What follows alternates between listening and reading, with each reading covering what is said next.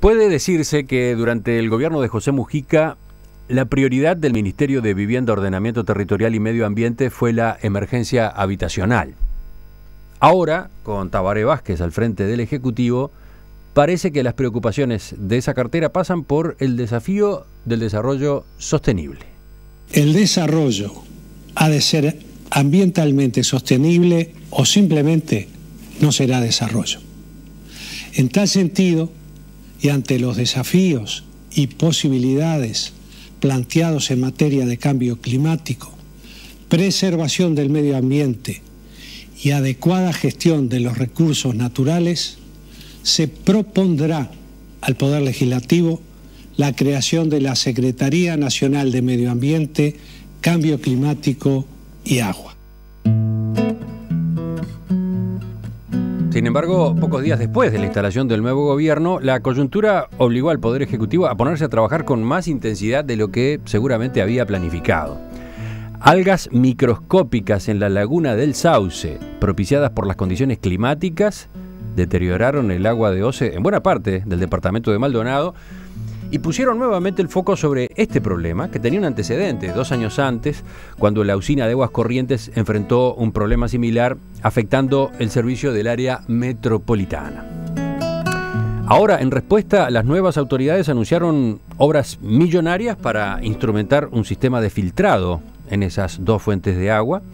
Lanzaron un plan de acción a implementar en la cuenca de la laguna del Sauce y pusieron en marcha un sistema de visualización de los datos recabados en la cuenca del río Santa Lucía.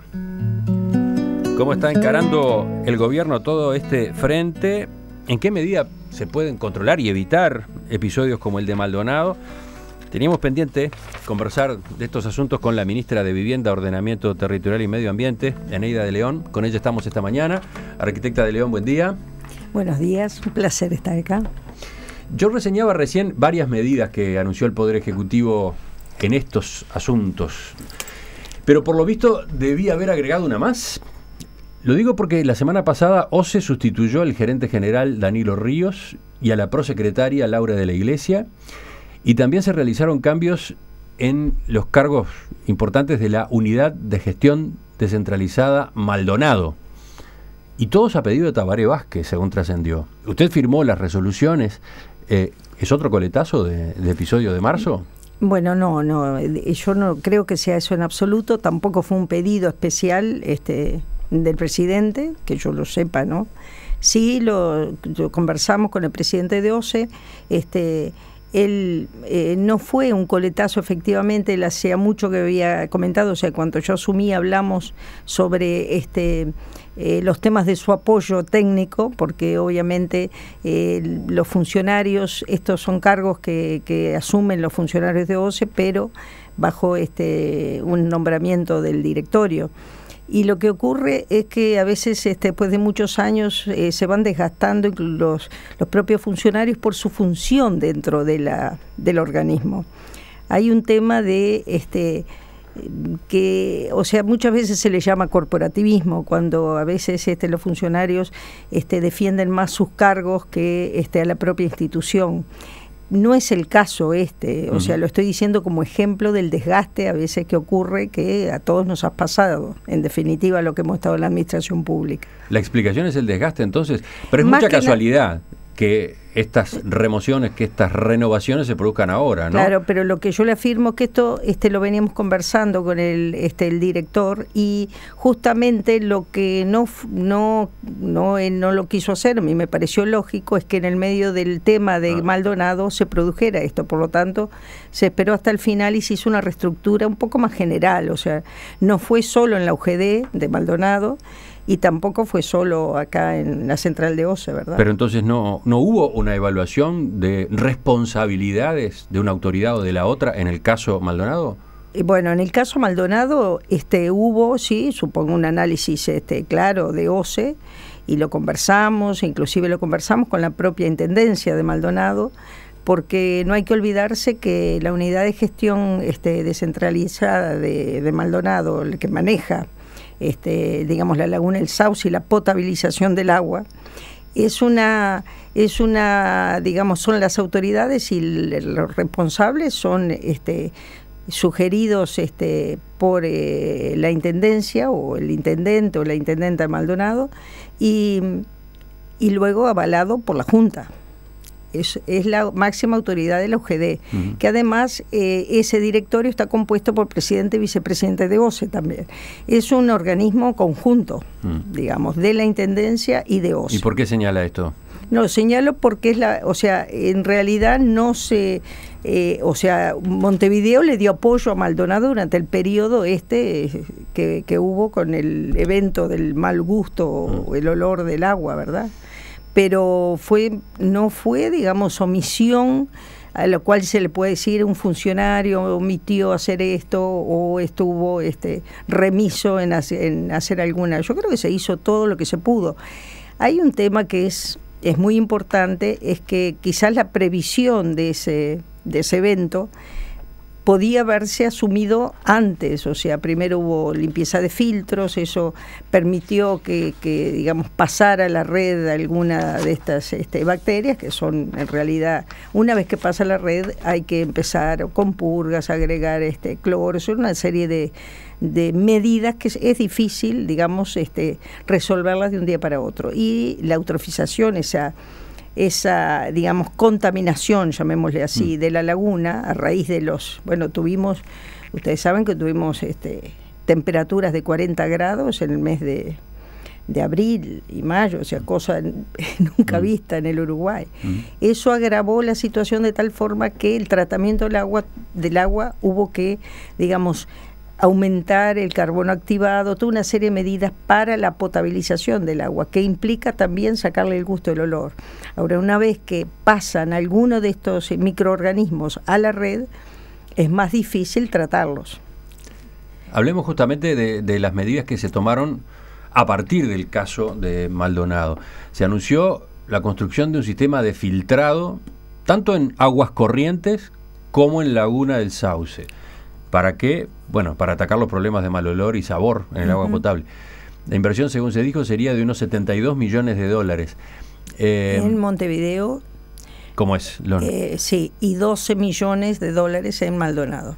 ¿Ese dinero se va a discutir en la ley de presupuesto o ya se cuenta con esas partidas? Bueno, hubo una reunión que tuvimos con el Ministerio de Economía y naturalmente con el apoyo del Presidente de la República, porque yo quisiera aclarar algo. El Presidente planteó el tema de la potabilización del agua y la protección del medio ambiente el 10 de marzo. Todavía no había ocurrido ningún evento en Maldonado y nosotros ya estábamos reuniendo con él, el Ministerio de Ganadería, Industria y OCE y nuestro ministerio. Y con esa reunión el presidente lanzó el tema de la protección del agua y del medio ambiente con respecto a la potabilización, o sea, el agua de calidad, porque en cantidad nosotros por ahora no tenemos problemas.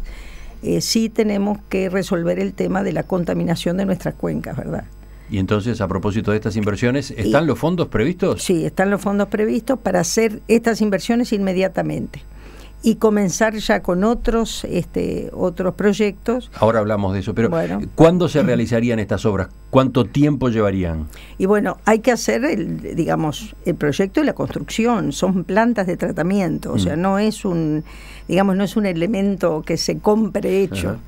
Es algo que hay que proyectar, es el tratamiento con carbono activado para justamente evitar en casos extremos de problemas de cambio climático como el que tuvimos, más el tema de la contaminación que hace la propia producción y la población en las cuencas.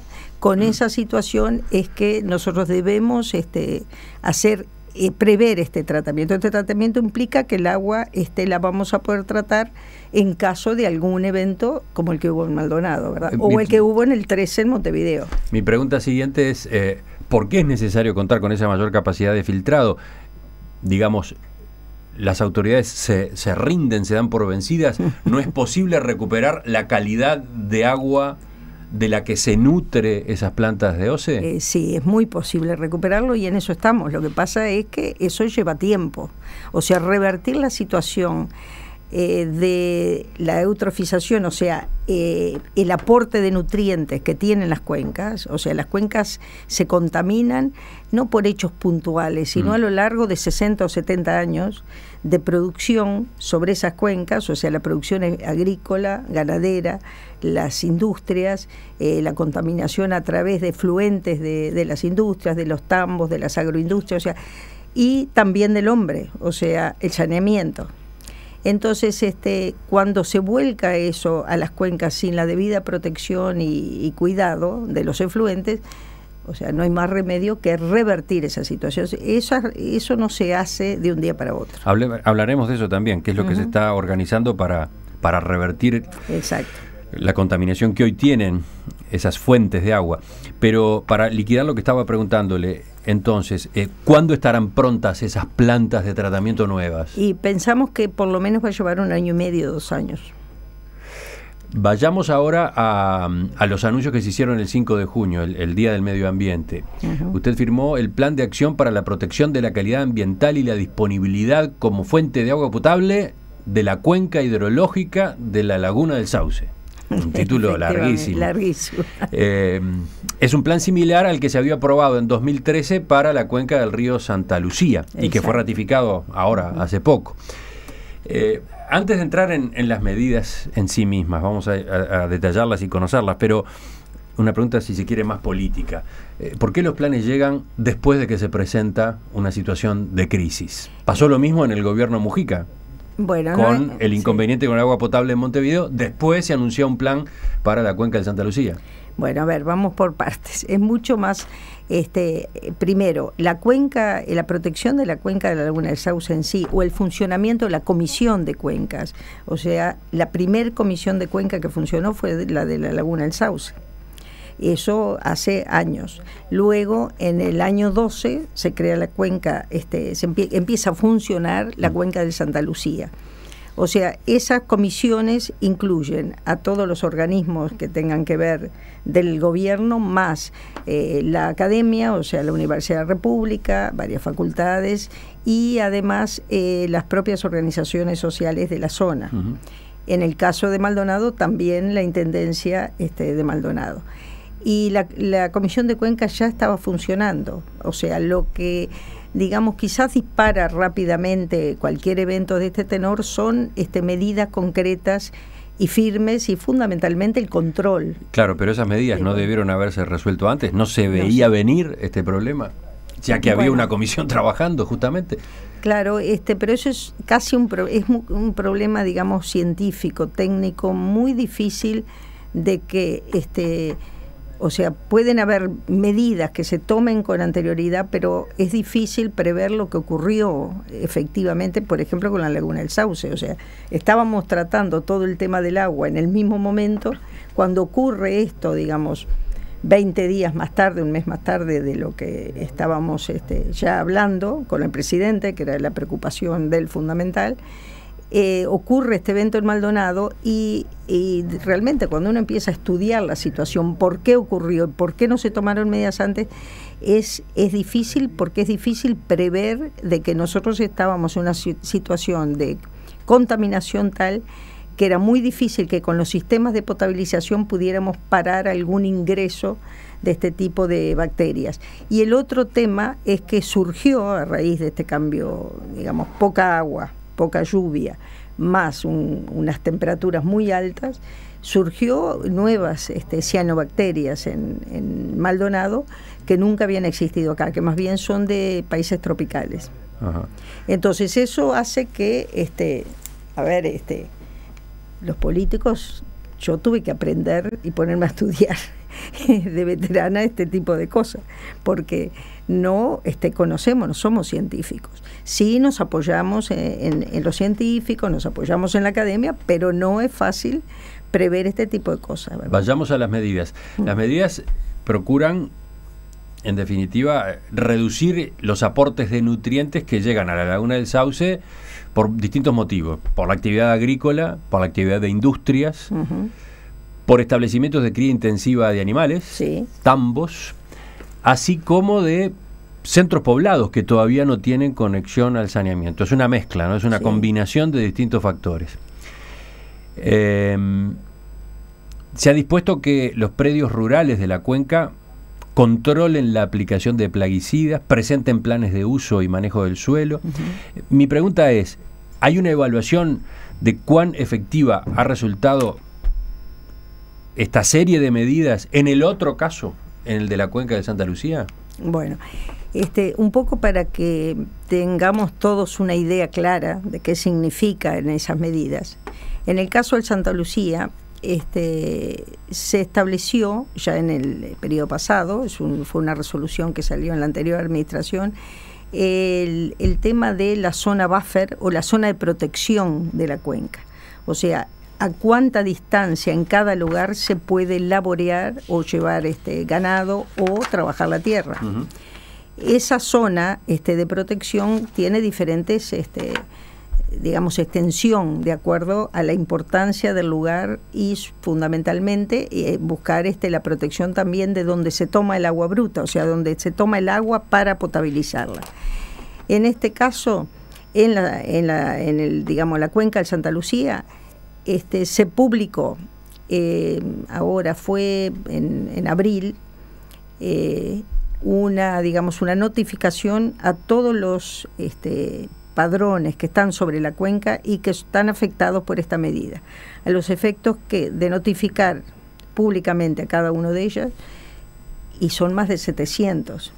O sea, con esto quiero explicar que no es tan fácil llegar al lugar a ver exactamente lo que está haciendo cada uno. Entonces se tomó un visualizador que, digamos, toma imágenes satelitales, en los cuales se hizo una línea de base ya, y se va a poner digamos, públicamente se va a poner en la página digamos, de la Dirección de Medio Ambiente, en el Ministerio de Vivienda, y digamos, con ese visualizador vamos a poder ver si se está cumpliendo o no con las medidas, con esta medida de retiro. ¿Qué es el visualizador? El visualizador es un sistema que toma, digamos, fotografías satelitales de toda la zona de la cuenca, y de esa forma se logra poder decir, bueno, acá tenemos un problema, esta zona está siendo plantada o fue modificada de alguna forma con la línea de base, o sea, se estableció una línea de base de cómo estaba la situación, se le notificó en genérico a todos de que controlaran esta zona de retiro, y ahora, digamos, ya se empezaron con las inspecciones. Ahí estamos hablando de la cuenca de Santa Lucía. Exactamente. Son medidas parecidas. El retiro, digamos, del laboreo. A ver, el tema de la contaminación fundamentalmente es a través de sistemas difusos, como se le llama, que son cuando se aportan nutrientes por distintas razones. Por ejemplo, la erosión de la tierra. Cuando uno laborea, se trabaja la tierra hasta el borde digamos, del sistema hídrico, terminamos con la tierra dentro, o sea, arrastrada por la lluvia o por lo que fuere, dentro del agua. Ahí perdemos tierra, digamos, que se puede plantar, o sea, es el gran problema de erosión que tiene el departamento de Canelones, ¿verdad? Ha sido trabajado durante decenas de años sin el cuidado preciso. Eso va a la cuenca, y ahí digamos, lo que hace es hacer de que, por ejemplo, la cadena de biodiversidad que debe haber en una cuenca para lograr digamos, mantener su sistema, se empieza a perder. O sea, se pierden algunas especies de peces, plantas, etcétera. Y además se crea una situación en la cual produce esta, digamos, proliferación de las cianobacterias que aumentan en y por tanto se corre el peligro que ingresen a las, digamos, que están en el agua que se toma. Eso no quiere decir que no se pueda potabilizar. Todas estas situaciones hoy tomadas con tiempo y con estos sistemas que se van a aplicar ahora, se va a lograr que no haya ningún evento extraño de olor a sabar como estuvo. O sea, el agua nunca fue tóxica, vamos a tenerlo bien claro.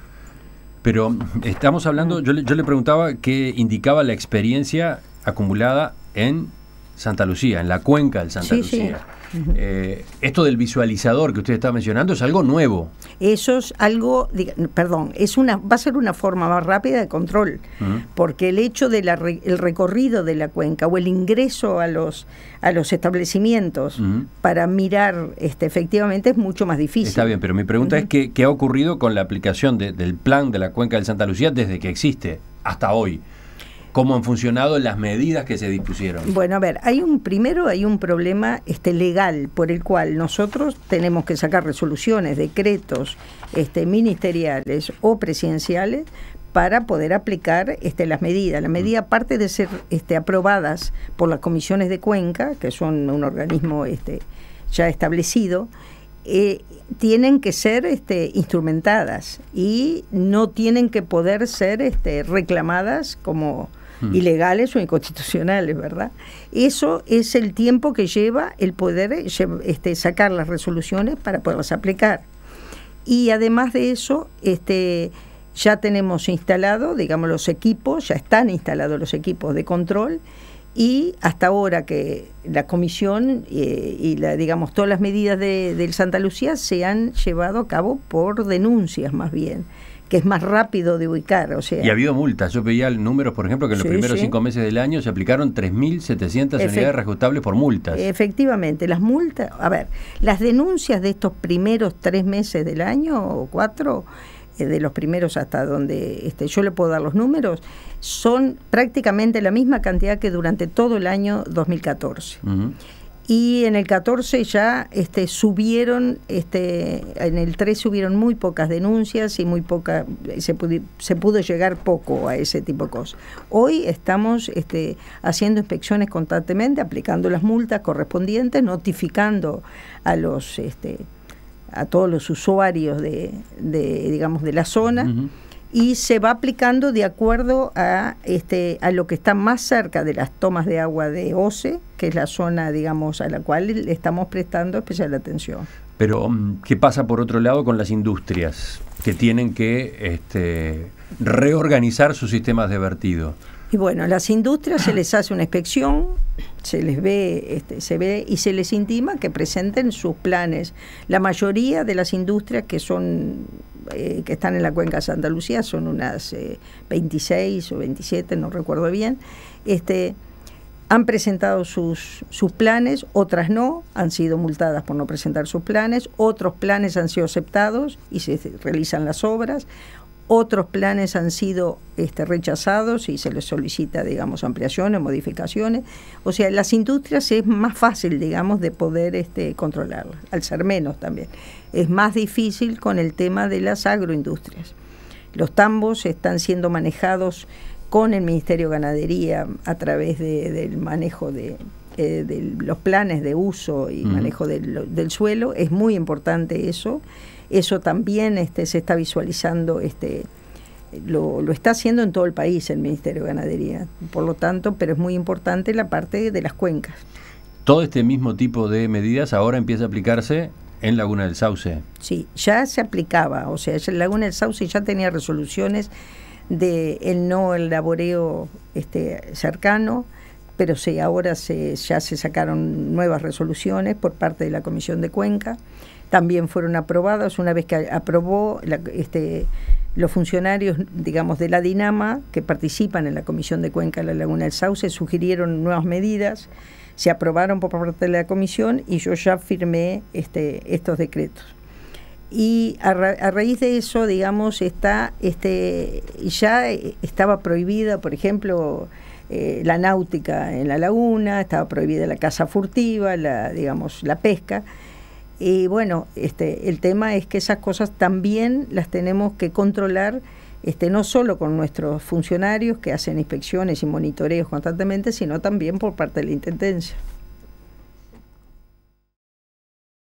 Ministra Eneida de León, una última pregunta sobre este tema que estamos conversando. ¿Qué pasa con las otras cuencas que también son fuente de agua potable para otras poblaciones en el interior del país? Bueno, en general, para tener una idea, ya hace mucho que nuestro ministerio está monitoreando la cuenca de la Laguna Merín, el Río Negro, la cuenca de San Salvador, o sea, cuencas que son, digamos, que están relacionadas con las tomas de agua o porque hay otros lugares que el agua además se usa con muchos fines que no solo el del agua potable. Pero mi pregunta es, ¿se está aplicando, poniendo en marcha en esas cuencas el mismo sistema que hablamos ya de la cuenca del Santa Lucía y ahora de la Laguna del Sauce? Sí, los sistemas de monitoreo y control son los que nos dan la pauta de cómo está la situación y el hecho es que lo difícil, o sea, es una cosa que tenemos que reconocer, es llegar a un sistema de control efectivo y un sistema punitivo, al cual no queremos llegar y preferimos que, en definitiva, los propios usuarios de las cuencas sean conscientes de cómo proteger esa cuenca.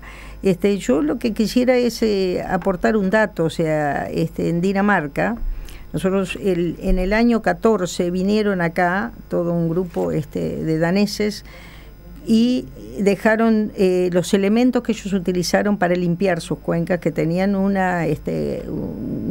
digamos, muy alto nivel de contaminación. Y Dinamarca es un país que es mucho más chico que el nuestro en área, en superficie, y tiene 3 veces los habitantes, ¿verdad?, que tenemos nosotros. Y su problema era muy serio. Demoraron unos 10 años en limpiar sus ríos y sus cuencas.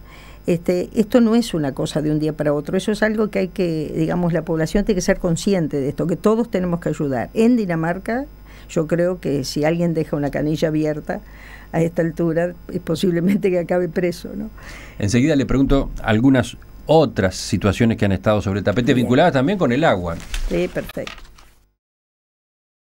¿Cómo se está trabajando a nivel del gobierno en el problema del agua potable? Quiero decir, ¿cómo se está organizando la prevención y el control a efectos de que no vuelvan a ocurrir episodios de agua con olor y sabor desagradable, como ocurrió en Maldonado en marzo o como ocurrió en Montevideo hace 2 años? De eso estamos conversando con la ministra de Vivienda, Ordenamiento Territorial y Medio Ambiente, Eneida de León.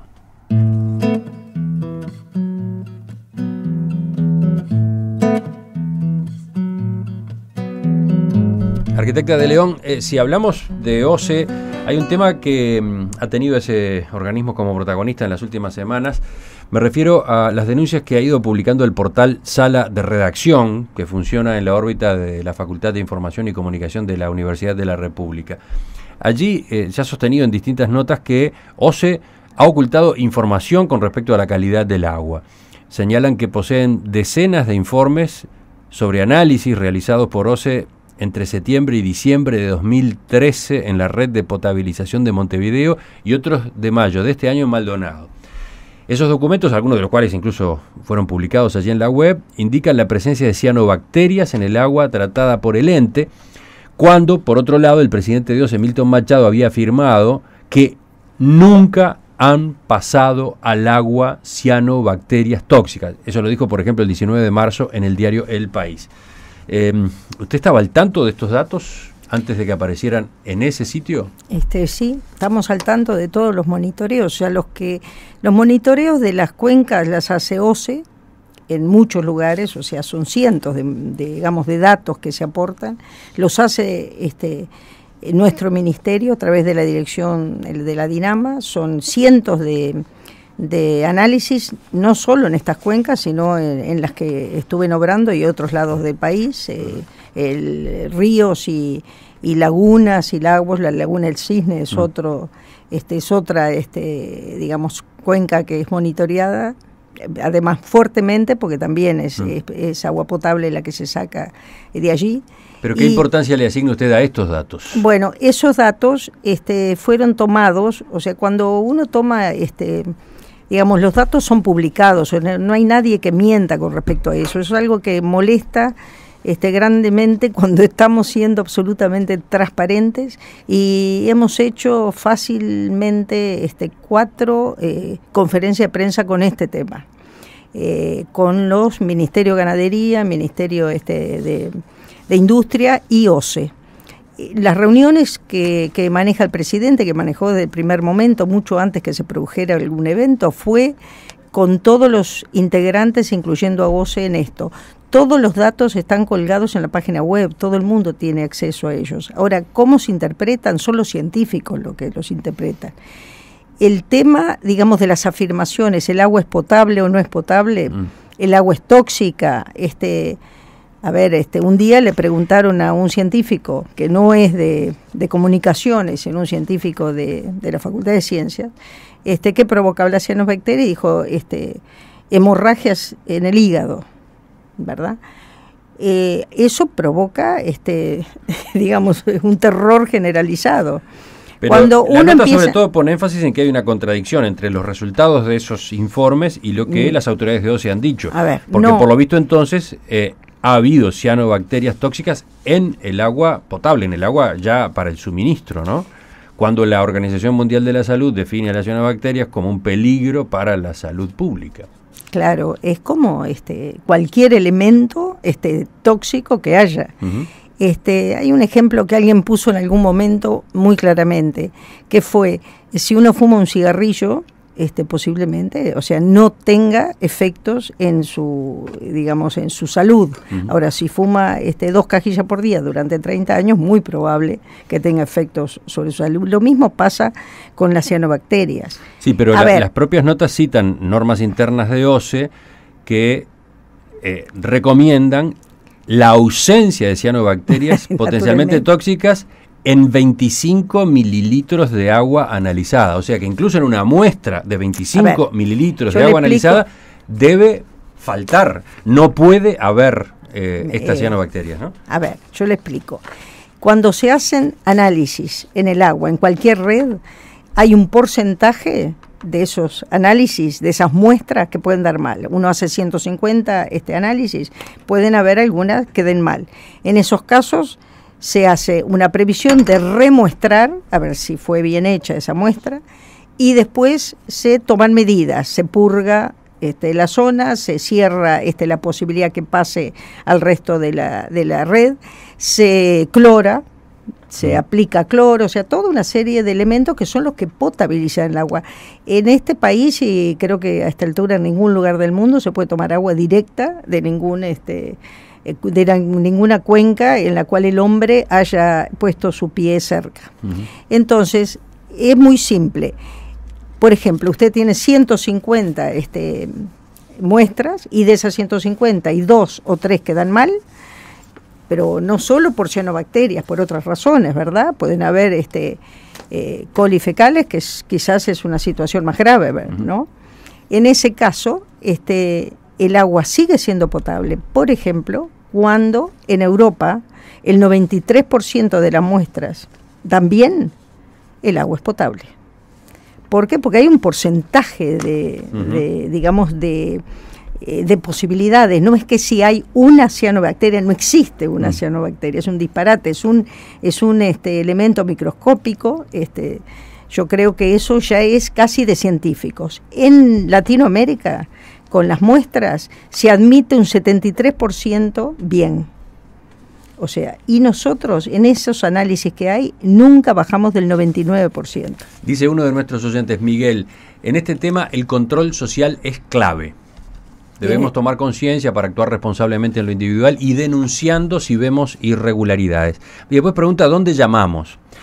Yo ato ese mensaje, ministra, con una propuesta que hizo el senador Jorge Larrañaga, que no es nueva, en realidad ya la había manejado en el pasado, la de crear un defensor nacional del medio ambiente y juzgados de ambiente, territorio y patrimonio cultural. Se necesita, dice Larrañaga, una nueva institucionalidad, un defensor nacional ambiental como figura independiente del Poder Ejecutivo que dependa del Legislativo, como todas las figuras de ombudsman. ¿En el gobierno hay disposición a considerar un instrumento como este, la creación de un instrumento como este? A ver, yo creo que tenemos hoy un buen instrumento que naturalmente puede tener mejoras. dentro de la Dirección Nacional de Medio Ambiente, lo cual hay todo un sector inspectivo y de control que recibe cualquier denuncia y ejecuta las inspecciones y los controles del caso. Se ha llegado a cierres de industrias, lo cual es de conocimiento público, ¿verdad? Entonces, yo creo que crear nuevas figuras, también hay un proyecto del senador Bordaberry para hacer un parecido a lo que se hizo con las cárceles, con un comisionado parlamentario de medio ambiente. Yo creo que es crear más barreras entre la población y los organismos del Estado. Yo creo que el Estado tiene que actuar directamente y hay un tema muy importante. ¿No se consideraría esa posibilidad? Bueno, no es mi función considerarlo. Yo considero todo lo que No, pero en el Poder Ejecutivo se ha discutido sobre esta posibilidad. No necesariamente, sí lo que dijo el presidente en su discurso, que es crear una secretaría, un organismo que lleve estas cosas mucho más adelante de lo que puede una dirección nacional. Se va a crear la Secretaría de Medio Ambiente. ¿Qué cambios implica? Bueno, justamente los cambios que implica es que el Poder Ejecutivo y el gobierno en sí está poniendo la mira en este problema, en medio ambiente, en el agua y el cambio climático.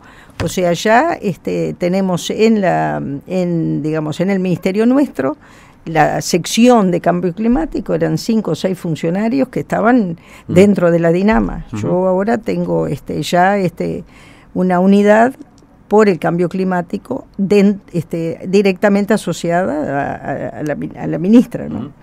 Eso implica que nosotros le estamos dando al tema del cambio climático la importancia que le están dando a nivel mundial. O sea, nosotros tenemos que, como un país chico y además un país cuidador del medio ambiente, un país que quiere tener un turismo natural, todas esas cosas tenemos que incentivarlas y poder llegar a ellas. Creo que tiene razón el oyente que dijo que el control social y la propia determinación de la gente a proteger su medio ambiente es fundamental. En Perspectiva. Producción: Nicolás Batalla, Javier Castro, Rodrigo Abelenda, Wilmar Amaral y Omar García. Operador de aire: Ariel Gómez. Arquitecta Eneida de León, ministra de Vivienda, Ordenamiento Territorial y Medio Ambiente, le agradezco que nos haya acompañado esta mañana. Bueno, muchas gracias a ustedes, espero haber sido de ayuda, sobre todo para traer tranquilidad a la población. Tenemos agua potable, ahí se puede tomar agua de la canilla, yo lo hago. Seguimos, viene la crónica de Rosario Castellanos y después abrimos la mesa agropecuaria de hoy, que sobre todo va a tener el foco puesto en el sector lácteo, con sus dificultades y sus desafíos en este momento. Este contenido lo encontrás en www.enperspectiva.net.